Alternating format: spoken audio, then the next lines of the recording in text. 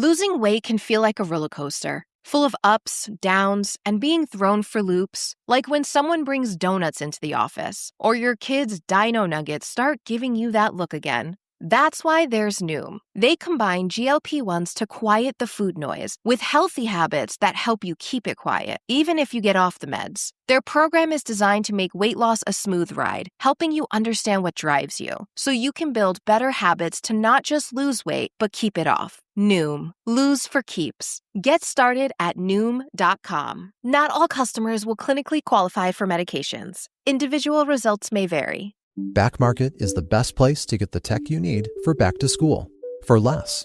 Like professionally refurbished smartphones to take those first day pics. Mom, your finger's blocking the camera. Or so they can ask you to buy a poster board for the science fair tomorrow. No matter what you need it for, the premium refurbished tech on Back Market is guaranteed by the Back Market Promise.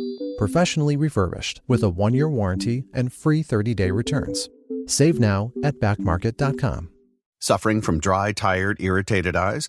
Don't let dry eyes win. Use Systane Pro. It hydrates, restores, and protects dry eyes for up to 12 hours. Systane Pro. Triple action dry eye relief.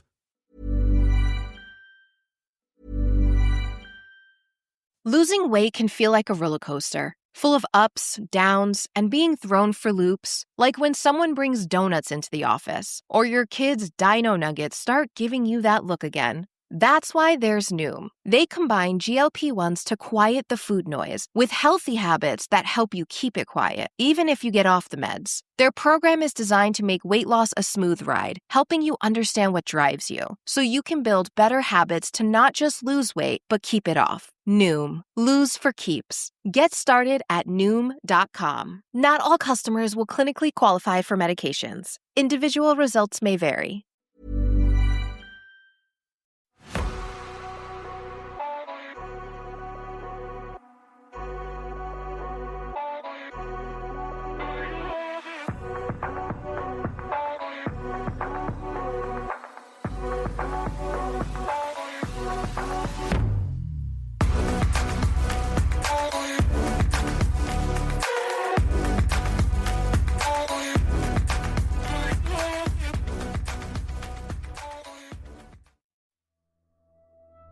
Hello, I'm Sarah. And I'm Toby. And welcome to day 2 of 14 days of summer fear. I've got 4 spooky, summerish stories to share with you today. I'll get straight into them. Are you ready for the first story? Yes, I am. Something tried luring me into the ruins. When I was a kid, I grew up back and forth from England and Ireland due to having family in both countries. No matter which country I was living in at the time, one thing that never changed was being taken on some family trip to see a castle. In fact, I've seen so many castles during my childhood, I can't even count them all. Most of the castles I saw in England were with my grandparents.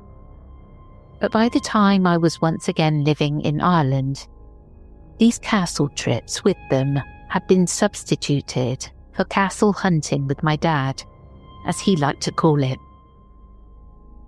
I didn't really like these castle hunting trips with my dad, mostly because the castles we went to were very small and unimpressive, compared to the grand and well-preserved ones I saw in England. In fact, the castles we went to in Ireland weren't even castles. They were more like fortified houses from the 16th century.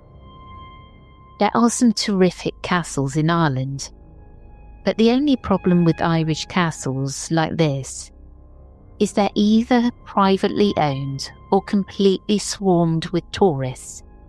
So my dad much preferred to find the lesser-known ones in the country. Searching the web for one of these lesser-known castles, my dad would then find one that was near the border between the provinces of Leinster and Munster. Although I can't remember which county or even province this castle was in, If I had to guess, it may have been somewhere in Tipperary. After an hour of driving to find this castle, we then came upon a small cow or sheep field in the middle of nowhere. The reason we stopped outside this field was because the castle we were looking for just happened to be inside it. Unlike the other castles we'd already seen, this one was definitely not a fortified house. The ruins were fairly tall, with 2 out of 4 remaining round towers. Clearly no effort had been made to preserve the castle, as it was entirely covered in vegetation. But for a castle in Ireland, it was very much worth the trip. Entering the field to explore the castle, one of the very first things I see is an entrance into a very dark room, or perhaps chamber. Although I was curious as to what was inside there, the entrance was extremely dark, so dark that all I could see was black. I've always been afraid of going into very dark places, but for some reason, despite how terrified the thought of entering this room was, I also felt a strong, unfamiliar urge to go through the darkness, as though something was trying to lure me in there. As curious as I was to enter the pitch-black entrance, I was also just as afraid. It was as though my determined curiosity and fear of the dark were equal to each other in this moment. Where in the past, my fear of the darkness was always much stronger. Torn between my curiosity to enter the darkness and my fear of it, I eventually move on to explore the rest of the castle ruins, where I would again come upon another entrance. Unlike the first entrance, this one was not as dark. Therefore, I could see this entrance was in fact a tunnel of sorts. And just like the first, I again felt a very strong urge to go inside. Swallowing my fear, which was a rare occurrence for me, I work up the courage to enter the tunnel, without my phone or a flashlight on hand, before reaching where the light ended and the darkness began. With the darkness of this tunnel right in front of me now, I again felt an incredibly strong urge, where again, it felt as though something was indeed trying to lure me in. But as strong as this lure and my own curiosity was, thankfully, my fear of dark places won out, and so I exit the tunnel to go find my dad on the outside. Telling my dad about this tunnel I found, he then enters with his flashlight to look around.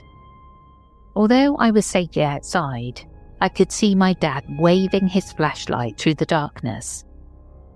Rather than exploring further down the tunnel, which I expected him to do, my dad then comes out and back to me. When I asked him why he didn't explore further down the tunnel, he said, right where the darkness of the tunnel begins, there's a deep hole with jagged rocks and bricks at the bottom. This revelation was quite jarring to me, because when I entered that tunnel only a few minutes ago, I was not only incredibly close to where this hole was, I very almost let this lure bring me into the darkness, where I most certainly would have fallen into the hole. After exploring the castle ruins for a few more minutes, we then head back to the car to drive home. While driving back, I asked my dad if he explored the first entrance that I nearly went into.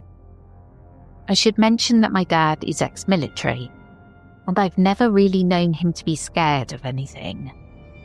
But when I asked him if he explored that dark room, to my surprise, he said he was too afraid to go in there, even with a flashlight.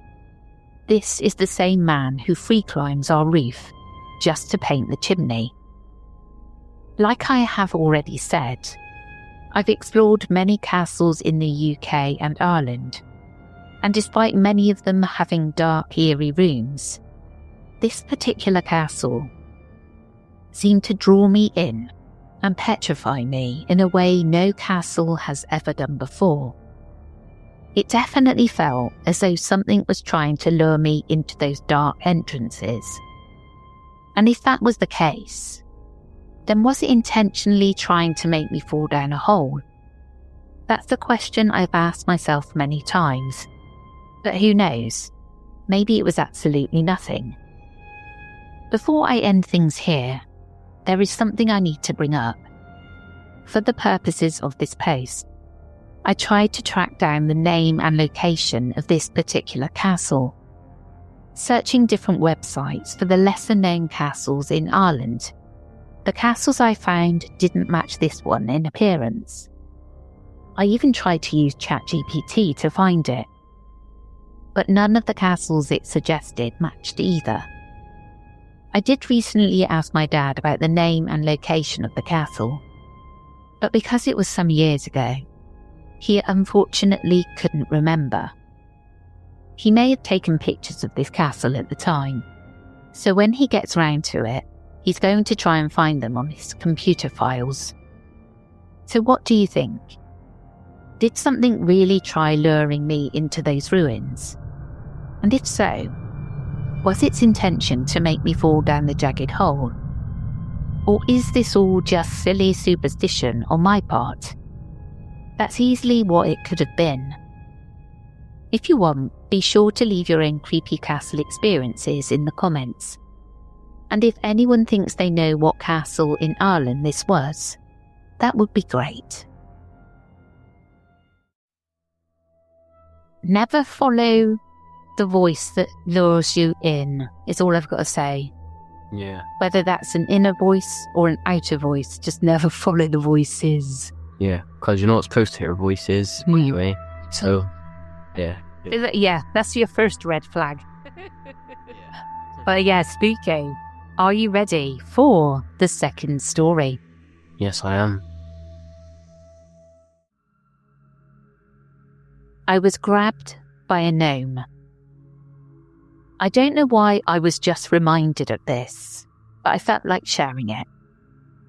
As a kid, I was very excited by the idea of magical things, and I feel like I saw things often. As I got older, I stopped seeing anything like that.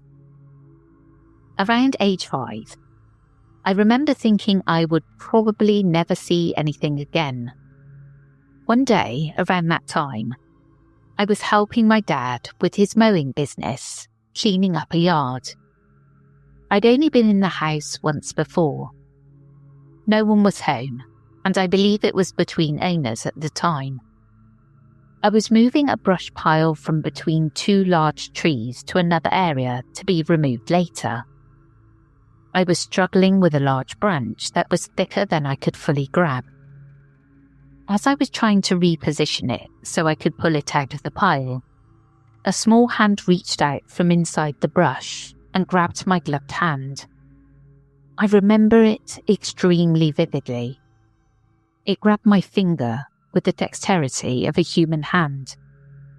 I tried to convince myself it was a squirrel or some other animal with human-like hands.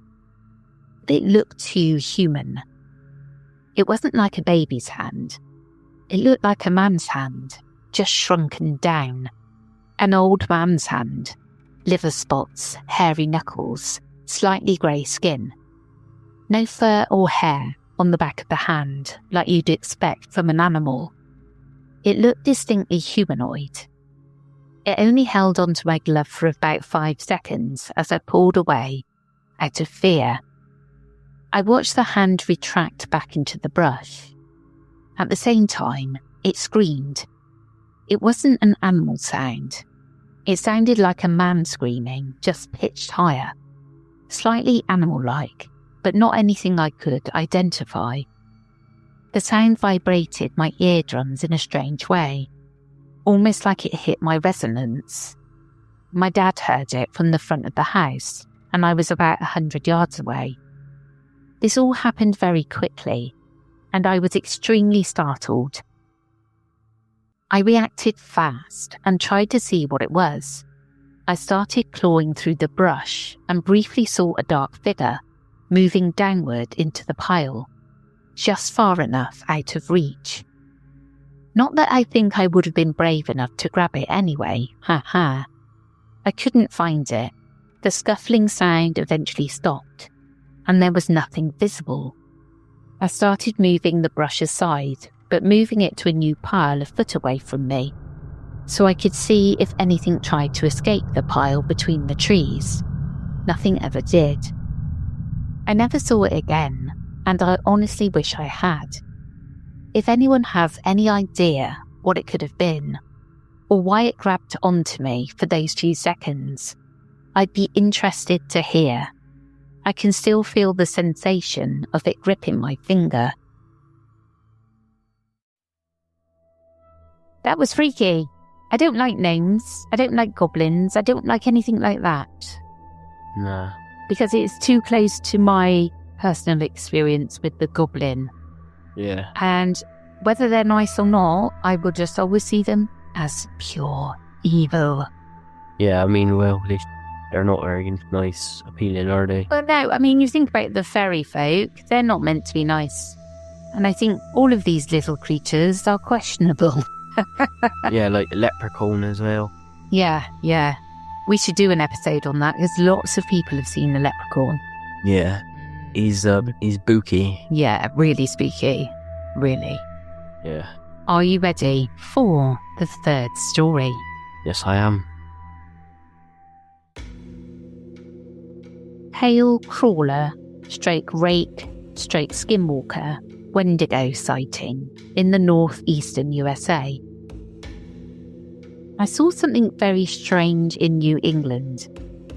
I was walking with my friend at the base of the mountain on the edge of town. It was sometime in the early morning, in the late fall/winter of 2025. What I saw was a little taller than an average adult male, somewhere from 6 to 7 feet tall. It was hard to tell exactly, because it was hunched over and crawling on all fours. It was pale white to very light grey in colour, hairless, and had long limbs and fingers. I can't recall its face, even though it was looking in our direction. I was just so focused and scared at the fact it wasn't human. Its body and posture is what stood out the most. Before we even saw it, I got this sense of danger, like something was watching us. So I told my friend to get on the other side of me, and I put myself in between her and where I thought the danger was. There were houses on either side of the street, and I was right. All of a sudden, the leaves crackled under its feet, and it stepped into sight from behind some trees. The moon was pretty full that night, and it lit up like a Christmas tree in the moonlight. Only 2 words were spoken by her before we got the hell out of there, and I'll never forget it. Its skin. Right then, I knew I was actually seeing what I thought I was seeing. Ever since this encounter, I've been searching the internet for information and other people's sightings and stories. Has anyone else seen something similar? What would you even call this thing? I've heard so many different things. All I know is what I saw. I think these things are nocturnal and live in caves, tunnels, mines, sewers, and maybe even abandoned houses and buildings.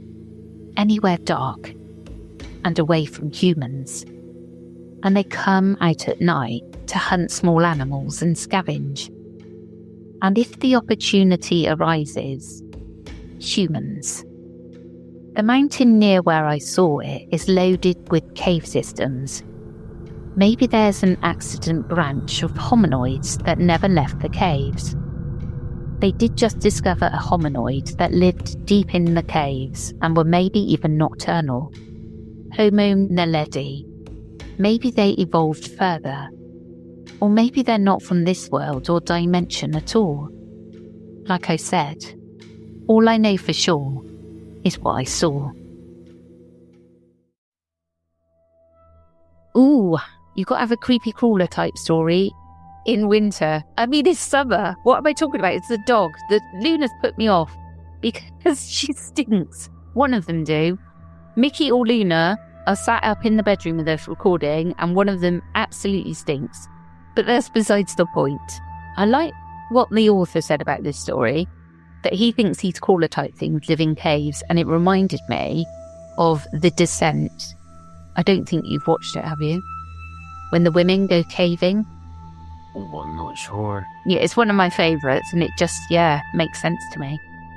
Are you ready for the fourth and final story? Yes, I am. Pacific Northwest Watchman. I grew up in the Pacific Northwest, on some big properties, surrounded by forests and tree farms. My friends and I spent most of our childhood exploring them. We climbed trees, followed deer paths, and wandered for hours. Unfortunately, run-ins with creepy old men in the deep woods happened more often than you'd think. But this one stands out because I still cannot tell if he was an actual person or a ghost. Near one of the houses I grew up in, there was an old abandoned place that we called the Witch's House. Real original, I know. It was falling apart with broken windows, a sagging roof, and boards that were all rotted out.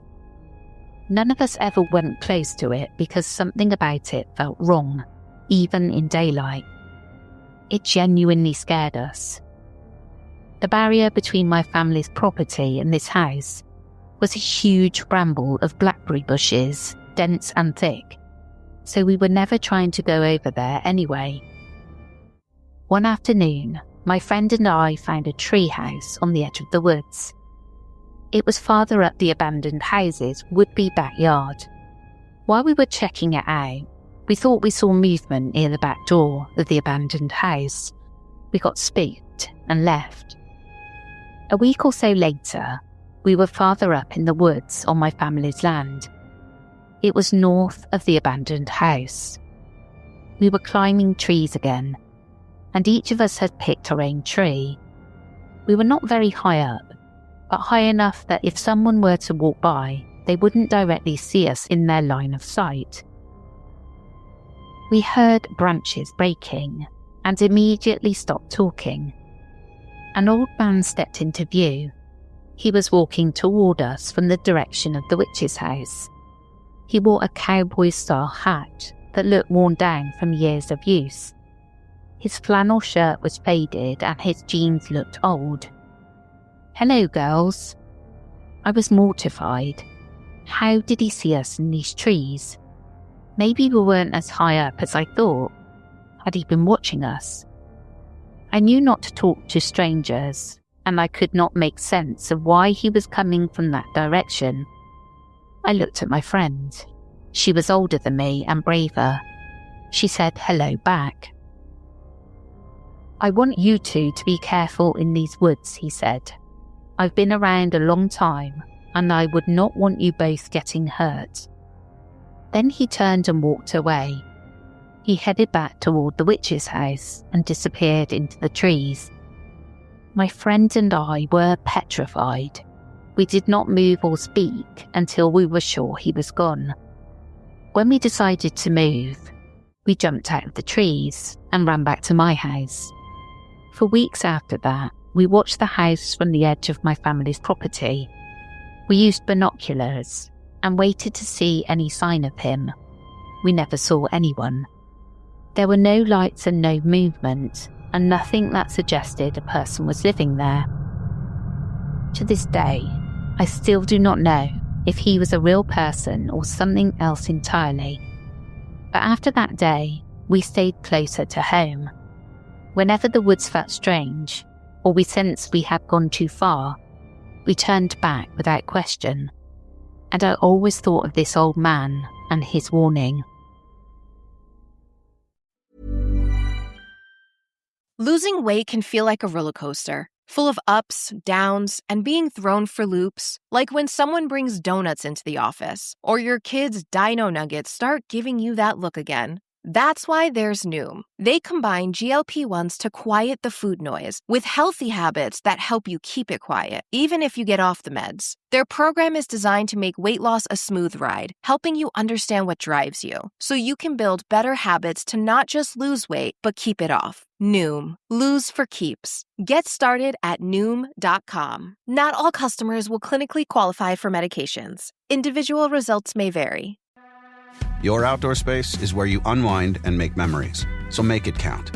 Belgard pavers are designed to elevate your outdoors, designed forward and built to last. Learn more at belgard.com. That's BELGARD.com. I'm going to say that he was a ghost Yeah. and was just trying to warn them. Be careful what you're doing around here, young ladies. Just be careful, you know? I really do.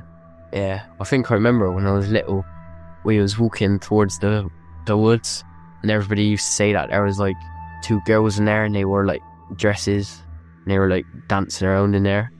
And one time I was walking up towards there, and this bloke, or it was a woman, she was like, I think she said like two girls or something got murdered in there in the woods ages ago. Yeah, I can vaguely remember something about that.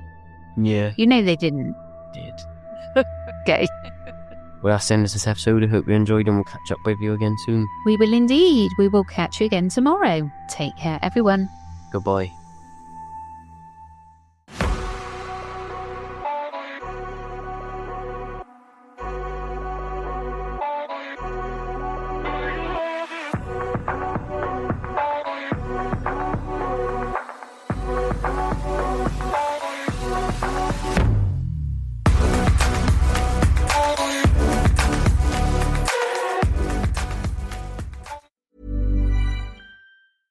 Try Angel Soft for your tushy. It's made by angels. Soft and strong, budget friendly. The choice is simple. Pick up a pack today. Angel Soft. Soft and strong, simple. The stories told on the Whispering Woods are inspired by historical records, witness reports, and local folklore. While every effort is made to research and represent events accurately, some details, names, and locations may differ from official accounts or have been changed out of respect for those involved. These episodes are created for storytelling and entertainment purposes and should not be considered definitive fact or investigative journalism.